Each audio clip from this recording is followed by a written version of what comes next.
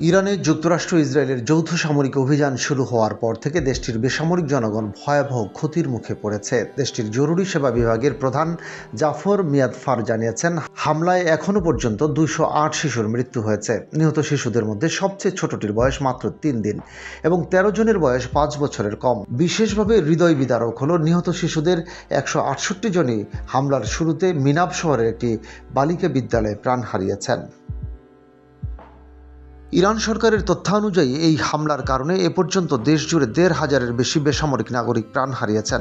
শিশু, মহিলা ও বৃদ্ধ সহ এই ক্ষয়ক্ষতি পুরো দেশজুড়ে শোক ও আতঙ্ক সৃষ্টি করেছে। সামরিক বাহিনীর লক্ষ্যবস্তু এবং বেসামরিক এলাকায় একসাথে ক্ষতিগ্রস্ত হওয়ায় সাধারণ মানুষ চরম ভয় ও অনিশ্চয়তার মধ্যে দিন কাটাচ্ছে। অপরদিকে হামলার ফলে দেশের স্বাস্থ্য ব্যবস্থা মারাত্মকভাবে ক্ষতিগ্রস্ত হয়েছে। ইরানের স্বাস্থ্যমন্ত্রী মোহাম্মদ রেজা জাফরকান্দি জানিয়েছেন, 28 ফেব্রুয়ারি থেকে শুরু হওয়া হামলায় অন্তত 318টি স্বাস্থ্য, চিকিৎসা ও জরুরি সেবা কেন্দ্র আংশিক বা সম্পূর্ণভাবে ধ্বংস হয়েছে। ক্ষতিগ্রস্ত কেন্দ্রগুলোর মধ্যে রয়েছে 49টি জরুরি সেবা কেন্দ্র, 186টি স্বাস্থ্যকেন্দ্র এবং 40টি হাসপাতাল। গুরুতরভাবে ক্ষতিগ্রস্ত 12টি হাসপাতাল এখন পুরোপুরি ব্যবহারযোগ্য নয় এবং প্রায় 30টি অ্যাম্বুলেন্সও অকেজো হয়ে গেছে।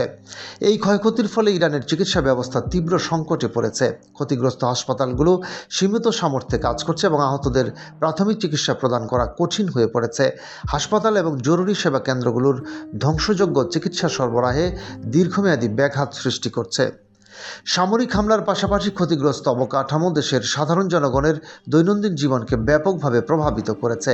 শিক্ষা প্রতিষ্ঠান, হাসপাতাল, জরুরি সেবা কেন্দ্র এবং বেসামরিক আবাসিক এলাকা একযোগে ধ্বংস হওয়ায় মানুষ অসহায় অবস্থায় পড়েছে। ক্ষতিগ্রস্ত শিশু ও তাদের পরিবারগুলো মানসিক ও শারীরিকভাবে মারাত্মক ক্ষতির সম্মুখীন। আন্তর্জাতিক মানবাধিকার সংস্থা এবং মানবিক সংগঠনগুলো ইতিমধ্যেই ইরানে সাহায্য পাঠানোর আহ্বান জানিয়েছে, কিন্তু চলমান যুদ্ধ পরিস্থিতি তাদের কার্যক্রমকে সীমিত করছে।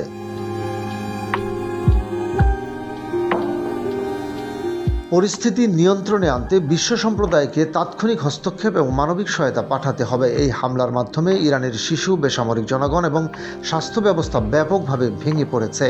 আন্তর্জাতিক সম্প্রদায়ের জন্য একটি সতর্কবার্তা যে সামরিক অভিযান শুধুমাত্র লক্ষ্যবস্তু নয়, সাধারণ জনগণের জীবন ও স্বাস্থ্য ব্যবস্থার উপরও মারাত্মক প্রভাব ফেলে।